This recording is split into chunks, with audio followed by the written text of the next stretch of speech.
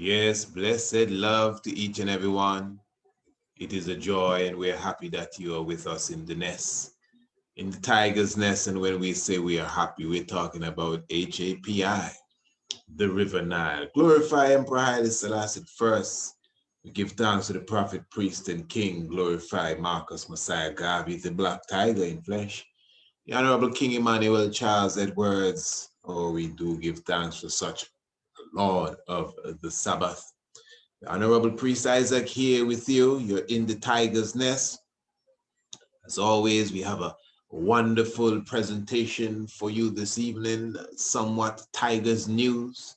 I want to touch upon a few things this evening. I definitely want to touch upon what's taking place in the land of Israel with our brothers, the African Hebrew Israelites. If you haven't heard the news, they are planning to expel several families. I don't know if several is the word. It's almost like 50 or so families. Families now, not people, from the land of Israel. I'm talking about the African Americans, as they are referred to as, that left there since the 60s. I'm talking about leaving America, passed through Liberia, and eventually went and settled in Israel, in Dimona. And of course, I mean, the vast majority of the people there were born there. So it really brings a complex situation at hand.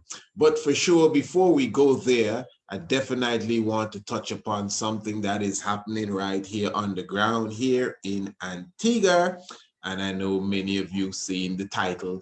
I know you really tuned in just to hear about that. So I'm just going to put that on the front line, get that out of the way, and we continue with our program. So yes, the government of Antigua has been urging the Rastafari community to take the vaccination for the dreaded COVID-19.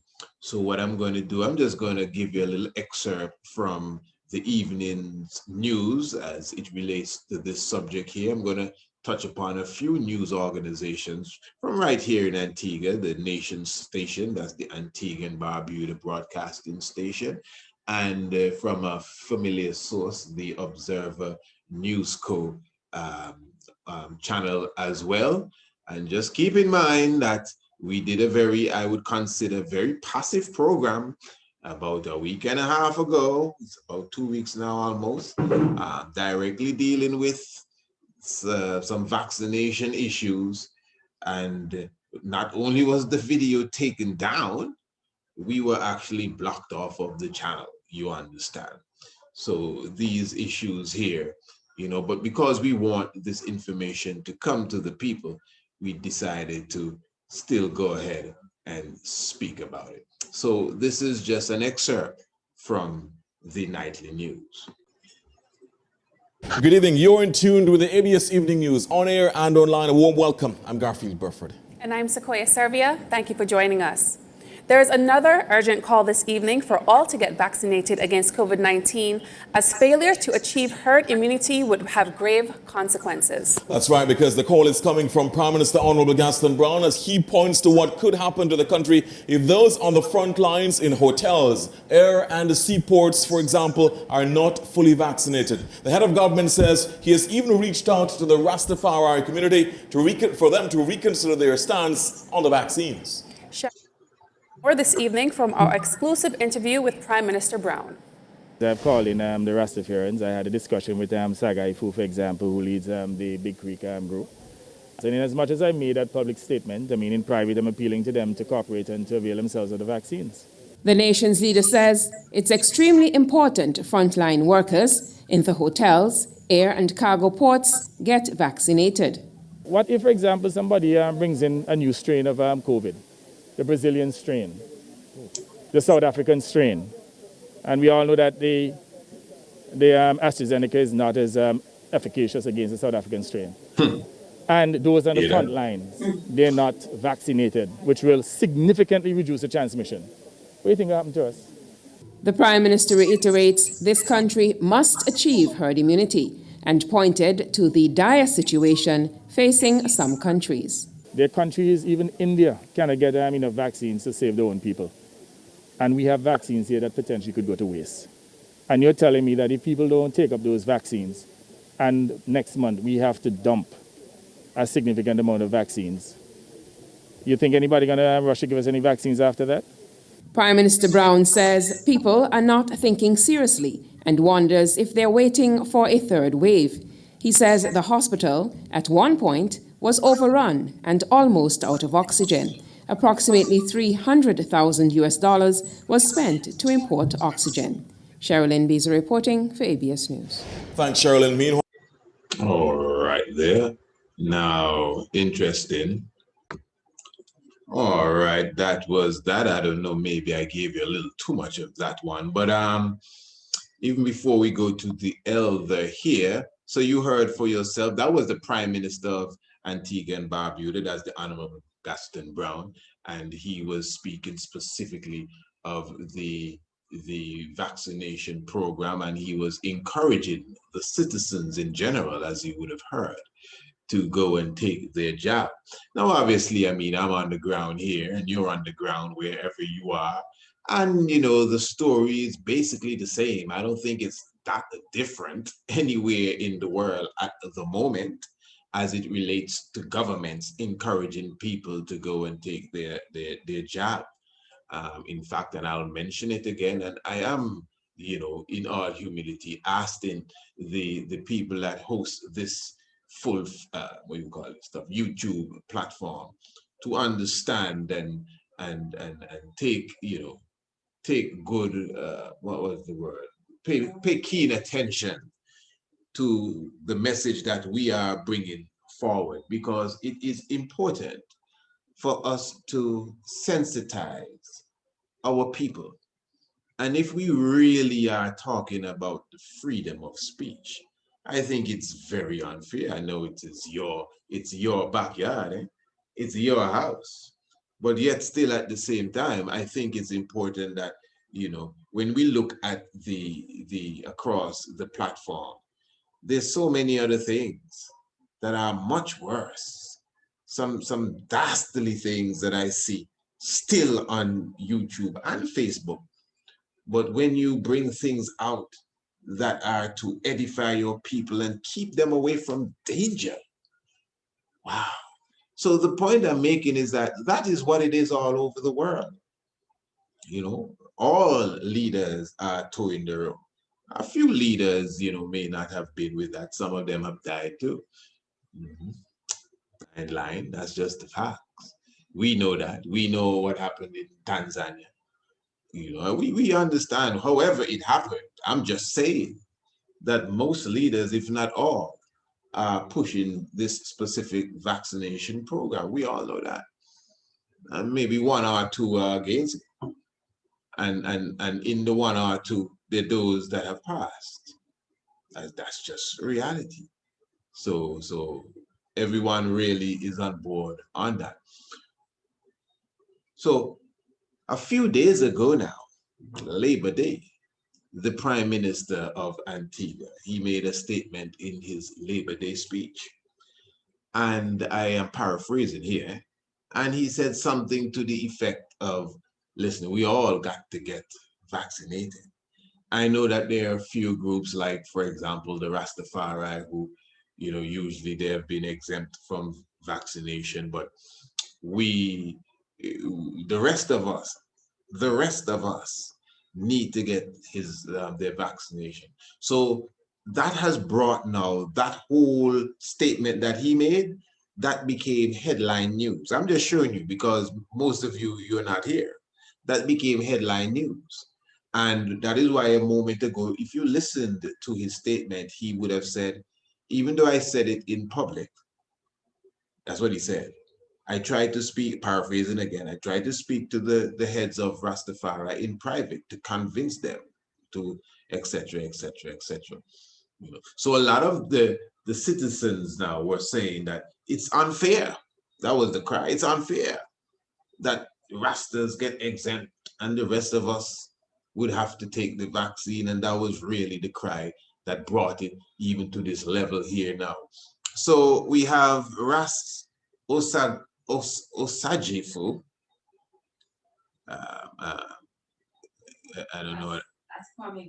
Yeah, I don't know what I'm looking at here, but I mean, Rasagaifu. What this is saying, I think they spelled this wrong. I'm not sure, but anyway. King Sagaifu Osajifu, he made a statement on behalf of the Nyabingi house, specifically of Big Creek, and I will specify that because there's a Nyabingi house of Ras Freeman, and then there's the Unification House amongst the Bingi, which is the Ras Freeman Unification House. That's still different than Ras Freeman, the Bingi, although there's a unity still. And so I think I'm correct in saying that Rasta Gaifu here is speaking for the Nyabingi Big Creek House. So just to give you a bit of what the elder said here, and then I'm going to go to another story where he got to expound a bit. I'm saying, well, this is enough for now because we have so many things to say, but I just give thanks and praise unto the Most High God, King Selassie, that man's still around. But I'm against it, and we're not for it, and I don't want nobody to force us to do things, and do not bribe me to tell me, if I don't go that place, you don't care if I live or I die? Come on, man, you're going to kill me already. Give thanks unto the Most High God, King Selassie, Jah, Rastafari. All right, so just Tiger with me now. I just want to give you this now. This is coming from another news media. Well, actually, this is the same news co. This is Observer Radio News now, and basically the very same story, but giving you a little more detail of what Elder King Sagaifu had to say. And I'm just putting this out as a matter of informing, our loved ones of exactly what is taking place here in Antigua. You think anybody going to rush to give us any vaccines after that? And you're telling me we're going extra mile to get these vaccines. And that's the Prime Minister speaking there. During this COVID period when funds are so scarce. The issue of mandating COVID-19 vaccines has been a major topic of discussion in the last week as the government continues to lament the impact vaccine hesitancy has on plans to inoculate 70 to 80% of the population to achieve herd immunity by summer. Meanwhile, Elder Osigaifu of the Nyabingi tribe in Antigua says the Prime Minister's statement is tantamount to bribery. Listen. They're fighting us to take a vaccine. They're saying to you, if you don't take this vaccine, you're not going to get this. You're not going to get no carnival. You're not going to get no pay. You're not going to get none. So that's bribery. You're bribing me to take what I don't want because you are so powerful that you can demolish me by organization methods, by policy principle. Now, even say, so if you don't take this vaccine here, you not able to do this, you not going to get nothing. Are you limiting my life? Are you telling me that I must subject to all of your principles when you have not proven to us what is this COVID? He says the Nyabingi tribe in Antigua will continue to fight against the vaccine. We are fighting against this mandatory mango in our land and continue mandatory. In the world of vaccine, you say one disease just broke out. In less than 6 months' time, you don't have one antidote for one disease that just coming. We're concerned about all these things. We're looking into all these things. And that is the elder. That's Elder Sagaifu. He's elder for, once again, the Big Creek Nyabingi house, and he's clearly showing you exactly his stance. Now, I don't know exactly what was said in the secret meeting, apparently, as the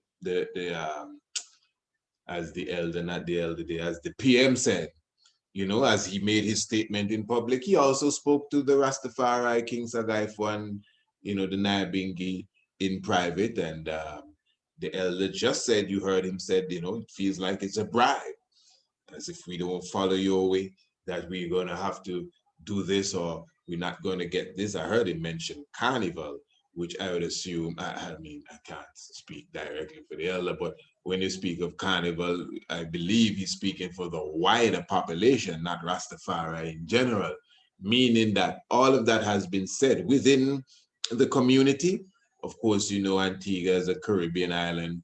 Carnival is a big thing here. So they didn't have no carnival last year. Independence celebration, none of that was happened.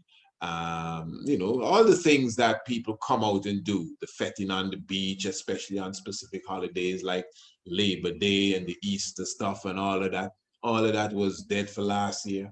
And even going into this year, you know, at the beginning up to now, almost halfway through the year, almost halfway through the year, I'm telling you, almost halfway through the year, a lot of these things, none of these things have ignited, for example, and it's almost time for the carnival season. Definitely, I'm not a carnival person at all, but I'm just showing you, it's definitely coming up to the carnival season. And, you know, the word is that, hey, listen, man, if we don't reach herd immunity at a specific time, then we may not have carnival. So I don't know if that's what the elder was hinting at there when he mentioned the carnival. And as I said, I have not the details of the private discussion at all.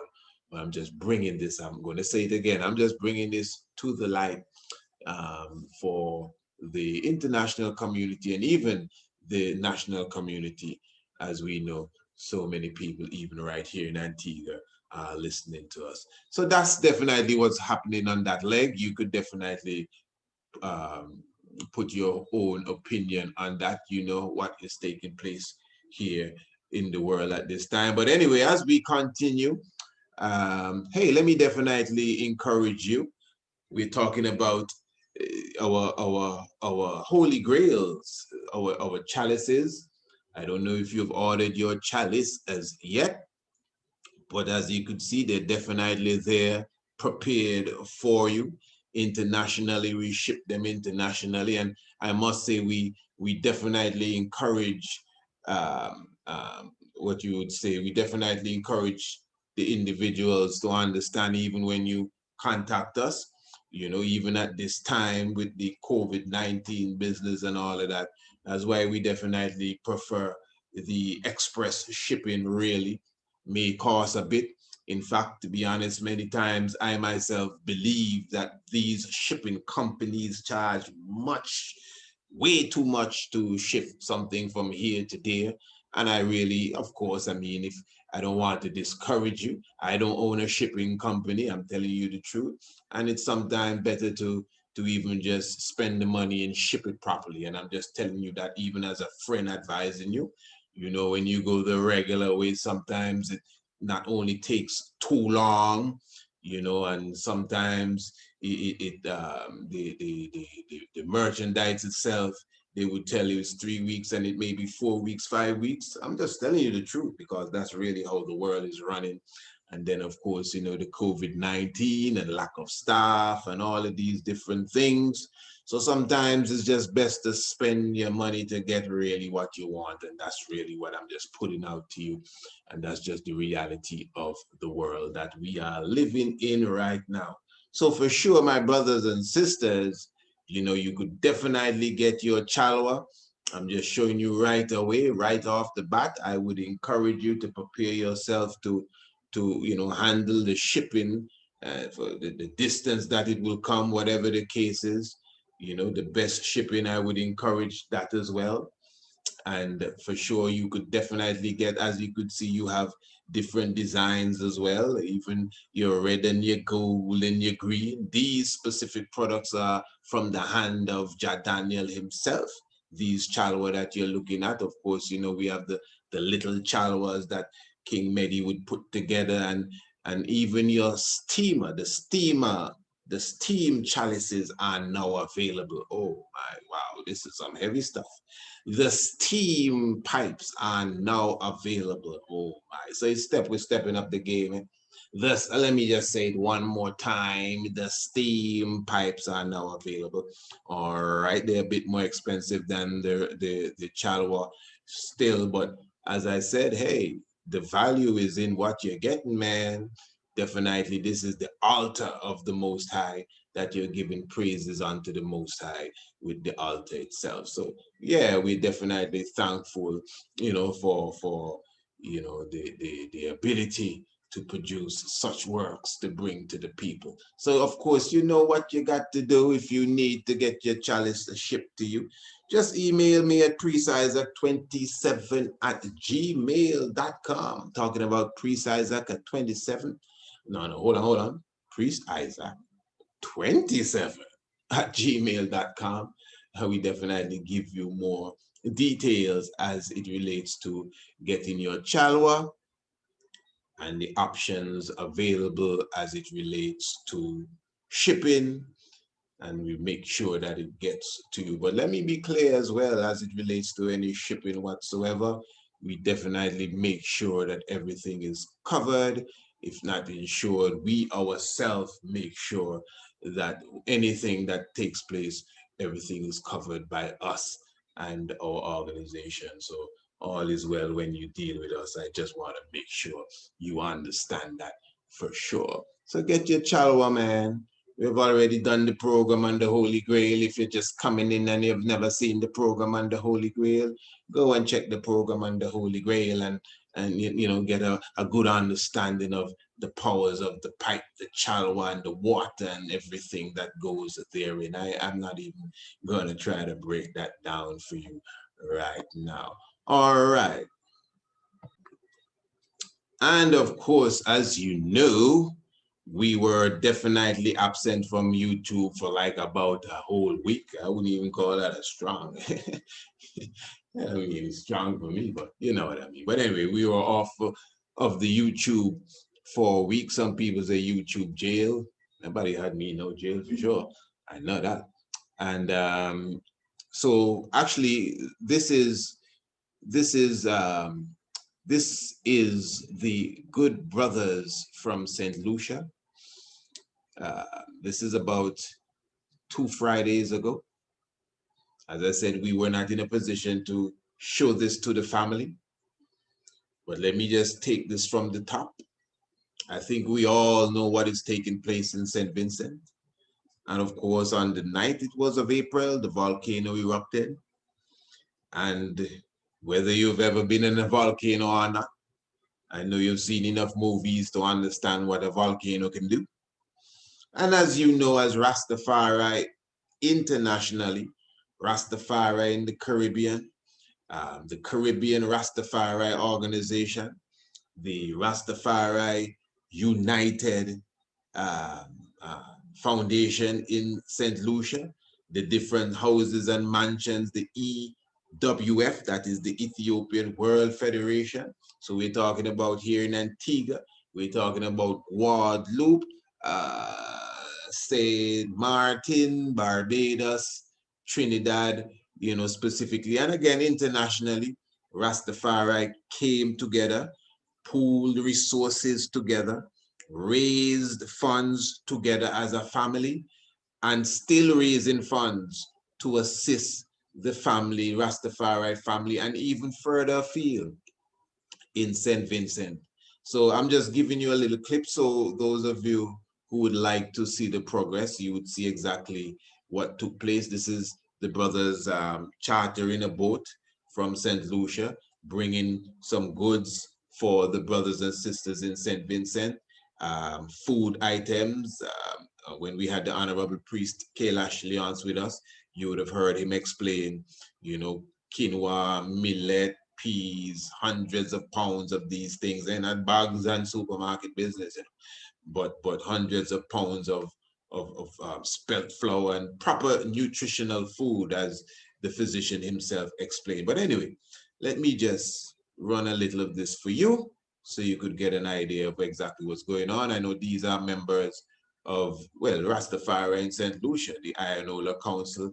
This is the president of the Ionola Council here, Ras Iron himself, Brother Aaron, and you will hear for yourself what is taking place. Now, by right, from my understanding of the protocols, when they came to the dock, they were not supposed to come off of the boat, but I don't think it worked out like that, because I have pictures. I don't know if I have the pictures queued up, but I have pictures of everybody hugging. Sister Empress Aima was there, international traveler. Yeah, man, it's all about Rastafari. And give thanks for that. And let us collaborate as one, because we are one Rastafari. All right. So at this time, we'll also be making a monetary contribution from our financial manager here on behalf of the council to you in SDG. Yes, I bless it. Big thanks. Contribution from our financial manager here on behalf of the council to you in SDG. Yes, I bless it. Big thanks. It's a pleasure to be part of the whole relief effort. You know, as the brothers rightfully said, we're one family. St. Lucia, St. Vincent, the whole Caribbean, the world. You know, so it's a pleasure to be able to lend assistance and to relief, you know, and give some comfort to the items. And like the brother said, we'd like to even extend a little funds to the item because we know you have things to do on the ground. Coming from the team in St. Lucia, they are no accounted for the advancement of Rastafari, who's better than that. Yeah. And then also we have another Sister Alicia notes coming from Sister Danny, so we want to extend that to the item as well, yes? Yeah, man. Perfect love, Rastafari. Yeah, it started with a thought and manifested in reality, so we give thanks for that. Okay. Some words from you now? Want to give us some words? Yeah, and we have a Nubian flower. I have been the other from the ground, I have been the warriors, over Shanti. The other from the ground, I have been the warriors, over Shanti. And all the Rastafari family and Vincent, we really appreciate of the item strength, item courage, and a strength, and the item even motivator, and I even know. Doing that one-on-one overseas, since they are giving item strength. If you want to know in the shelter to let them know that Rastafari all over coming together to help, so we really appreciate and we give thanks and we send the strength and we give thanks. And I will make sure that when we done on it already locally, what we did, we said that we will start it on the ground locally. So that instead of waiting for one down, we will start it home. And then this is just an extra strength. We will give thanks and this whole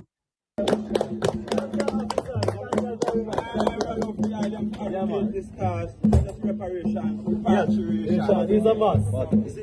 Yes, I. Give thanks. Yes, yeah, we are going back with that, you know. Strength 5. We are going back with it. Come and take it.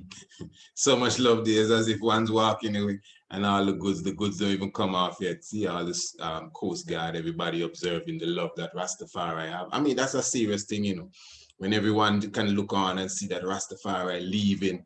And I think there was a boat that came from Barbados a couple of days prior to this, you know, and this is not the last of the mission. And although when we were asking for the assistance on behalf of Rastafari in general, one of the statements I made is that, you know, if you're donating, don't expect your name to be in lights and all of that. But, you know, in reality, I definitely got to highlight a few people, although it wasn't a part of, if you want to say, the deal. But hey, man, don't feel no way if I highlight your name. You know, people should know where, you know, look at this effort here. To me, this brings tears to the eyes, I'm telling you. Well, not now, but when I first saw it, you know. So enough respect to, for sure, give thanks to Brother David, Sister Imani, Sister Imani Nia. Enough respect also, constant strength and love. And Brother Michael as well, you know, constant strength and love definitely for all the love even in such a venture. All right, Brother Ian, give thanks for all support and all good works and words from each one. All right, so yes, that is the situation there. And of course, I must say I haven't followed up that tight with exactly what's going on the ground with those who are really organizing this. But I think maybe within the next week or so, our next boat will be going down, maybe next week or two, our next boat will be going down to, you know, bring some more relief. Because even though the volcano would have calmed down, because that's the case too, just in case you don't know, the volcano would have calmed down somewhat. But even though that is the case, of course, we are already in the aftermath. The volcano blew it, not because it stopped. It's stopping. You know, all the trees are damaged. I'm sure some of you have seen some of the videos, trees and crops, the water. Imagine you sending water to St. Vincent. When you have to send water to St. Vincent, that's a serious, serious thing that is taking place there. All right, now we're going to change gears here now. Yeah, this is just a cool evening, somewhat like Tiger News. We're just reporting the news for you, just holding a meditation, not necessarily cracking too much on our mystics at the moment, just keeping the vibes. Yeah, and then touching my chalwa here. But what I want to do now, I actually want to speak about, and to be honest, this is the kind of conversation I like. I like when I speak to my brothers and sisters, like brothers and sisters, man. So what I want to even touch upon now, I want to talk about the situation that is taking place in Israel. Now, as you know, in Israel itself, I'm talking about the Palestinians and the Israelis. At the moment, they're having oh, let me just say before we go to that, remember the international homeschool cosmic classes. You know, we are just passing through a new moon stage. We did a program just previous evening, the shock of the hour. So I'm just saying that when it comes to understanding the whole astronomical clock, definitely even your African heritage for your youths and even for yourself, really, even for yourself, you definitely would have to be a part. I would encourage you to be a part of the international homeschool cosmic classes that we have provided, definitely for the young ones. I mean, the whole course would take them just about a year, just a little shy of a year for sure, with daily classes being delivered to you via your email in your inbox.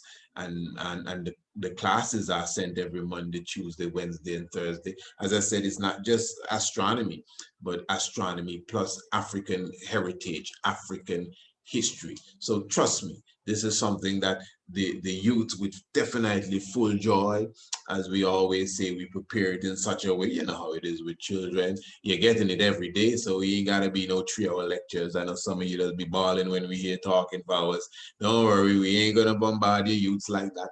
You know, some of the classes are even 12 minutes, 15 minutes, 20 minutes, thereabout, just for to keep the attention of the day. They can even watch it twice or thrice and then, you know, go on to something else. And that's why it's designed. So don't be afraid. Contact me, precise@27@gmail.com. I got it right that time. Yeah, precise@27@gmail.com, and get some more information on how you can enroll your youths or even enroll yourself into the homeschool arena. All right. Well, they are a sect of Black Americans who began moving to Israel in the late 1960s, claiming to be descendants of the ancient Israelites. They're known for religious practices that include veganism and polygamy, and number about 3,000 people here in Israel, most of whom live in the southern desert town of Dimona. Now, most have received permanent residency under arrangements with the Israeli government, but now at least 46 families have just received deportation orders from the Interior Ministry saying that they have to leave the country within just 60 days. Well, we have Prince Emmanuel Ben Yehuda joining us from Dimona itself. He's the national spokesman for the African Hebrew Israelites of Jerusalem. So first of all, tell us more about your community and when this movement to Israel began. Well, thank you very much, Natasha, for having us on this evening. Well, there's a very rich history of tribes across Africa tracing their descendants to the land of Israel. And that also extends into the Americas, where many of the tribes were taken during the slave trade. In fact, there's a book by Professor James Landing out of the University of Chicago called Black Judaism, The History of an American Movement, which traces the presence of African Americans who trace their descendants to Israel back to the 1500s. So it's quite a very rich history that then in 1966, at a Beta Hebrew Cultural Center in Chicago, which was home of one of the many Israelite communities in the Americas, Ben Ami, the spiritual leader of our community, the founder of our community, had a vision that it was time for descendants of the Israelites among African Americans to return to the Holy Land. And a year later, in 1967, he led 350 members of the community back into Liberia for 2.5 years. And then in 1969, the first members of the community began to come back into Israel. Right. And that was our beginning back home. So this is a community that now plays a significant role in Israel. Can you tell us about what kind of role the African Hebrew Israelites play here in Israeli society? Do members of your community go to the army? Do they feel Israeli? This is our home. We're thoroughly involved. I mean, after a rocky start those first couple of years, we've become very much a part of the fabric of Israeli society. You see us everywhere you go. We've worked with the foreign ministry in the areas of Hasbara. We have sent young people to Eurovision. Our children, as you said, serve in the army. We've represented Israel in academic and cultural and sports events around the world. When you turn on the television, you see our young people in Meruta Million and Israeli Ninja. So we're very much a part of every element of society as you look across the country, employed in various areas. This is our home, and this is where we've grown up together. So why are we seeing the Israeli government now issuing deportation orders to families? That's a good question, especially after the fact that for the last almost 10 years, we've been reaching out to government offices, especially the Ministry of Interior, hoping to resolve problem cases that have surfaced. And so it hasn't been on an effort, for lack of effort on our part in terms of looking to solve problems. But after not getting an answer for years and years and years to be responded to with deportation orders, the question becomes why? You know, we're not strangers. Obviously, we weren't hiding. We were trying to find a solution to these situations where people have been here for decades. Young people have born here, grown up here, married here, and having no status. And that's not a conscionable situation to take at this time in the 21st century. How has the Hebrew Israelite community responded to this order for deportation? What has the reaction been among community members? Well, first of all, there's been shock, there's been anger, there's been a full range of emotions in terms of what the feelings are. But what's been most gratifying is that as we've reached out in terms of reaching out to inform the public of what has taken place, the overwhelming show of support, and I want to thank the Israeli public as a whole for reaching out and providing some level of comfort and support for members of our community during something of a traumatic time. At the same time, we've also been reaching out to various legal advisors to help us put together an intelligence strategy to respond effectively to the Ministry of Interior's plan. Likewise, we're reaching out to politicians at a difficult time since there's no government. Mm-hmm. We're trying to find someone who will listen and take some proactive position seeking to cancel this order. There's not many offices that you can go to affect that kind of change. But historically, we've been able to work with a various number of personalities which have come to our aid and work with us to help advance, not just for us, but for all of Israeli society. We feel like we're a very unique community and have brought a lot to this, to the country, both nationally and internationally. All right, there you go. That is Brother Prince Emmanuel, and that's him there. I guess this is some representative of the government. And there you see some of the brothers in their army fatigue. That is one of the talking points. Oh my, even the sister in her army. Oh my. Anyway, that is one of the talking points. I know you may be saying, so what's wrong? The sister can't do what the men can do. Not for these people here, for sure. But anyway, yeah. That is one of the talking points. You know, I actually promised myself before I started this video, we're just gonna keep it calm and, you know, let's just tell the news. Yeah, I mean, every time is not always the time to just give your own opinion. So let's just tell the news how it is, at least for tonight. Yeah, that's the mood we're in. We're here supping on a chalice. Personal chalice. I think the grade has something to do with it too. Honestly, we just in a groovy meditation. So we just moving, taking some deep breaths, you know, nourishing the kundalini, holding the heavens, you know, and basking in the newness of the moon. The moon coming out of the Taurus, soon going into Gemini, the balance of the male and the female. Man, the energy is strong and nice, man. That's what we're keeping up here. But anyway, so it has been a big talking point, you know, the fact that the brothers and the sisters have to join the army of the Israeli government. I mean, wow. In all due respect, you know, to Brother Ben-Ami, who I have the utmost respect for. Oh, look, another sister here. And the community in general. I came across that community for the first time right here in Antigua when they visited us like about 20 years ago. It was a good bit of time, eh? Yeah, about 20 years ago they were around here. Brother Ami, not Ben-Ami Ben Israel now. This is another brother by the name of Ami. He was born right here in Antigua. He lives in Kenya now. He and his wives I only know one of his wives, Sister Takia. That's my sister self, not mother, father, sister, but in righteousness. And Brother Ami, we used to refer to him as Brother Lenny back in the days, just so I could identify him clearly. During that time, the brothers had a strong community here for sure. In fact, I said this on another video, or I think it was on the Shock of the Hour. The vegan liberty was so high that from the community in Demona, they were publishing that no one up there was dying, no one was getting sick at the time. And even though ones would have passed, still, the point is that they have a kind of record as it relates to health and longevity in that community.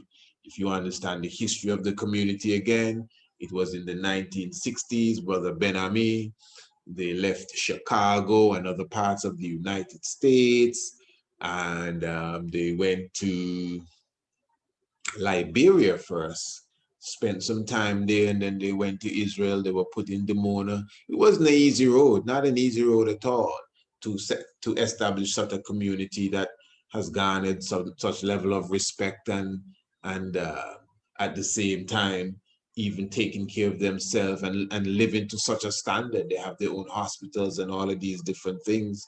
So the community must be respected from those of us, whether we believe we're Hebrew Israelites or not. We have to respect a Black group that have found themselves repatriating a lot of the things we talk about. You may say, oh, well, that's not Africa. Another subject area, again, it's not modern day Africa as we know it, but it's all a part of the ancient land. That's the point. It's all a part of the ancient land. It's definitely not the land of the Israeli. It's not even the land of the Palestinians, which brings me to the next point. Very interesting that you see when this happens, some of you may be hearing this for the first time.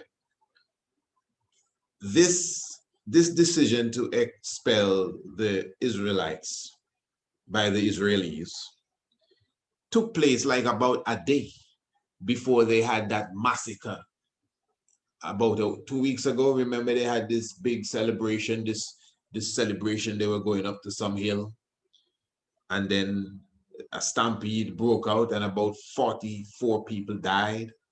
That was like the day after this was read, that the Israelites would have to leave. And then now, in the last 2 days alone, the level of violence that has risen in the same land, Israel. In fact, the Palestinians, as if they're ready to start another, what they call that thing? The name is slipping me. No, but anyway. At the same time, the Palestinians, Intifada, the Palestinians, launched several rockets over into the Israeli section of the land. And the Israelis ain't gonna launch back no several rockets. They're coming with squadrons and tanks. In fact, I think they have already begun. Even as I'm speaking to you, I could imagine how much boom, boom, boom, boom is taking place over there. So within a few days, Israel is on fire. Israel is burning up, because when the Palestinians fling them rocket in the Israeli section, I mean, they're going anywhere. They hit in the ghetto, they hit in the suburbs, they hit in the rich people's house. So Benjamin Netanyahu, is he running the show now? I think he's the prime minister. Of course, them is warmongers. Now, the reason why the Palestinians are kicking up is because the Israelis now are pushing them back even further, because they want to take some of the land that they're living on. Remember that in 1948, prior to such, these refugees from Poland, the Yiddish and Ashkenazi people, Poland and Russia and other places, came with the backing of the colonial government of the world at the time to push the Palestinians out of their land, their ancestral land. I know some people will say, no, black people were there first. We all know that. But the Palestinians definitely have a greater stake to the land than those who came and pushed them out. Because as I said, they've been there for generations upon generations. Whether they were there first or not, they were there generations upon generations. And that's another thing too. You can't just, the BBC, CNN, and Al Jazeera, even Al Jazeera, you cannot just look through the screen and think you know Palestine. A lot of black people live in these places. You understand what I'm saying? Not just the Ethiopian Jews, and that's another that's a next story all by itself. And not just the brothers and sisters from the United States that went over, but people that are indigenous to the land, that have been there from their great-great-great-grandmammy, papi, and their great-grandmammy and papi said, and even before that. That's the truth. So the point is that the just comers have no right to move the Palestinians, and rather worse, a million more times, have no right to trouble the Ben Ami followers. I mean, when you look at the situation, remember that the vast majority of these people were born in the land. Yes, the pioneers, Ben Ami, Prince Emmanuel, there's another brother there that's another key spokesman. The name is escaping me. But anyway, these were the brothers, these were the pioneers. They were the ones that came over when their beard were black. But then they gave birth to children, and their children gave birth to children, and these are the children that they want to kick out. People that were born there. I mean, just international law would tell you that that's wrong. You understand? That's reality. So even according to international law, like for example, then someone may not be indigenous to Africa, but they're born in Africa, and they will tell you that they have the right to be there because they're birth paper. Now, me and you may have a different argument, you know, and we may start to bring up everybody need to go under their own vine and fig tree and all of that, and that is true. But listen to this, the black people in Palestine, in Israel, that is their own vine and fig tree. So any which way you look at it, they should not be kicked out. And I don't even want to look at it too heavily now on the vine and fig tree level. Just if you look at it on just regular international morality and laws, here is a people that came in that has not done anything to you know, infringe on the fabric of your society. When they came in first, they used to call them the vegan cult from Chicago. That's what they were called, not Hebrew Israelites, the vegan cult from Chicago. They have revolutionized the vegan culture in Palestine. Can you imagine that? Them is real vegan, eh? I wouldn't say they're italists, but real vegan. In fact, the first place I saw couscous was amongst them brothers there. As I said, when they came around here about 20 years ago in a big movement, you know, the brothers had their own gathering, their own brotherhood. I was even invited a few times to speak at their celebrations. So you could imagine, but it's not that strong of a movement anymore here in Antigua like it was before. So at that time, I'm telling you the truth, at that time, I didn't even know that they had other type of Hebrew Israelites, like the IUCP and all them kind of different letters there. I didn't know. I'm getting the letters IUIC and ISPK, and who else they have? OAC and all of that. I never knew of none of those other groups. Only lately, I would say within the last 7 years, I came across these people here. That's the truth. And I think, I'm not judging no one's philosophy, but I think Brother Ben-Ami's foundation is much more firm than all of them. These other Hebrew Israelites, they don't even believe they're Africans. So, I mean, I don't know where on earth you're going with that. To me, that's just off the chart, to be honest, really way off the chart. In fact, I'm going to have an interview with a good brother of mine who actually feels that very same way. I hope to do that interview very soon. And that's going to be a surprise. Some of you are going to be surprised to see who that is, So I honestly now, I believe, I'm going to use these terms. I believe that the whole violence that is kicking up, and that's how it works, eh? It's called karma. We have a chorus that we sing, you shouldn't trouble the black man king. What make it trouble the black man king? It's called action and reaction. Read your Bible.